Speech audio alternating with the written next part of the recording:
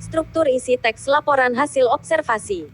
Pada topik kali ini kalian akan mengetahui seperti apa struktur dari teks laporan observasi, ciri kebahasaannya, dan berlatih menulis teks laporan dari observasi yang sudah dilakukan. Pengertian teks observasi. Teks observasi merupakan teks yang berasal dari hasil observasi atau pengamatan dan juga merupakan sebuah teks yang berisi penjabaran. Teks observasi termasuk jenis teks yang berisi penggambaran atau pendeskripsian sifat-sifat umum, ciri, atau bentuk. Contohnya seperti manusia, hewan, tumbuhan, berbagai jenis benda, dan termasuk juga berbagai peristiwa yang terjadi di lingkungan sekitar atau yang terjadi di seluruh alam semesta ini. Beberapa ciri dari teks observasi. Teks observasi memiliki ciri-ciri yang terdiri dari ciri-ciri umum teks dan ciri-ciri kebahasaan. Kedua ciri-ciri teks observasi tersebut adalah sebagai berikut. Ciri umum teks observasi. 1. Isi teks bersifat objektif dan tidak memihak.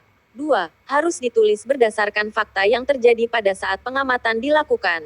3. Isi teks tidak mengandung hal-hal yang bersifat penyimpangan, dugaan-dugaan yang tidak tepat, atau juga pemihakan terhadap sesuatu.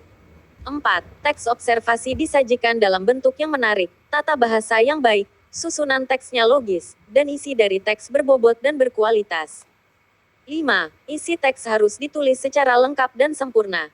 Ciri kebahasaan teks observasi. 1. Kata kerja atau verba seperti duduk, memilih, dan menggunakan. 2. Kata benda atau nomina seperti besi, hewan, dan buku. 3. Frasa verbal seperti bisa digabungkan, sudah selesai, dan bisa dikelompokkan. 4. Frasa nomina seperti ayam petelur dan orang lemah. 5. Berbagai istilah atau kata yang umum digunakan pada satu bidang tertentu misalnya garpu tala dan destilasi. 6. Kalimat yang hanya menggunakan satu verba atau disebut kalimat simpleks seperti, Doni meminjam banyak buku dari perpustakaan. 7. Kalimat yang menggunakan dua verba atau lebih yang disebut dengan kalimat kompleks seperti, pengantar barang tersebut menaruh dan mencatat setiap barang di gudang. 8. Kata penghubung atau konjungsi seperti atau, dan, ketika. 9. Persamaan kata atau sinonim seperti menjangkau sama dengan meraih. 10. Lawan kata atau antonim seperti peningkatan x penurunan. Poin penting. Struktur isi teks laporan observasi. Struktur teks laporan observasi umumnya terbagi menjadi dua bentuk di antaranya sebagai berikut. 1. Berupa pernyataan umum, definisi umum.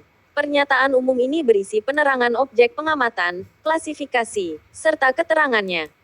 2. Deskripsi bagian atau aspek, anggota, yang dilaporkan. Deskripsi ini sendiri bisa ditentukan dengan mencari apa ide pokok dari setiap paragraf yang ada. Bisa ide pokok yang berasal dari awal paragraf atau deduktif dan ide pokok yang berasal dari akhir paragraf atau induktif. 3. Deskripsi manfaat. Deskripsi yang memaparkan manfaat dari sesuatu yang dilaporkan. Perhatikan contoh teks laporan observasi.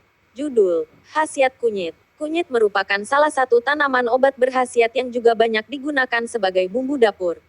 Nama ilmiah dari kunyit adalah Curcuma domestica. Tanaman obat ini memiliki warna kuning yang juga banyak dimanfaatkan sebagai pewarna makanan alami. Kunyit termasuk jenis tanaman obat atau rempah yang mudah ditemukan di pasar baik pasar tradisional maupun pasar modern. Kunyit juga kaya akan khasiat atau manfaat. Salah satu manfaat utama kunyit adalah untuk menguatkan daya ingat seseorang dan juga memperlambat kemungkinan datangnya penyakit pikun, atau penurunan daya ingat seseorang. Penyakit ini juga umum disebut sebagai Alzheimer. Alzheimer memang umum terjadi pada seseorang yang telah memasuki usia tua. Akan tetapi, penyakit ini pun dapat menyerang siapa saja dikarenakan fungsi otaknya mengalami penurunan. Salah satu tanaman obat yang bisa membantu untuk menguatkan daya ingat otak adalah kunyit. Salah satu cara mengonsumsinya adalah dengan mencampurnya sebagai bahan masakan. Cukup sering mengonsumsi makanan yang mengandung kunyit akan membantu menguatkan daya ingat seseorang. Khasiat kunyit lainnya adalah untuk kesehatan kulit. Ada beberapa masalah kesehatan kulit yang bisa diatasi dengan menggunakan kunyit. Pertama adalah jerawat. Jerawat timbul akibat kotoran dan juga bakteri yang tersumbat di dalam pori-pori kulit dan umumnya terjadi pada seseorang yang memiliki kulit berminyak. Kunyit bisa menjadi salah satu solusi untuk masalah jerawat ini. Kunyit bisa membantu untuk menyembuhkan jerawat serta membuat kulit tetap dalam keadaan bersih. Kedua adalah kulit kering. Kunyit juga bisa membantu melembabkan kulit yang kering. Salah satu caranya adalah dengan menggunakan campuran kunyit dengan susu. Ketiga adalah masalah pigmentasi. Pigmentasi bisa disebabkan oleh beberapa hal seperti produksi dari pigmen melanin yang berlebihan dan terlalu sering terpapar sinar matahari. Kunyit dapat membantu mengurangi pigmentasi pada kulit bila digunakan secara teratur dan konsisten. Mari amati strukturnya. Teks laporan observasi tersebut memiliki struktur yang lengkap. 1. Definisi umum terdapat pada awal paragraf, yaitu kalimat yang menjelaskan apa itu kunyit. 2. Deskripsi bagian terdapat pada kalimat-kalimat selanjutnya yang menjelaskan ciri-ciri kunyit dan di mana saja kunyit dapat ditemukan. 3. Deskripsi manfaat terdapat pada paragraf 2 dan seterusnya yang menjelaskan aneka manfaat dari kunyit. Referensi: kuiper.com. Terima kasih.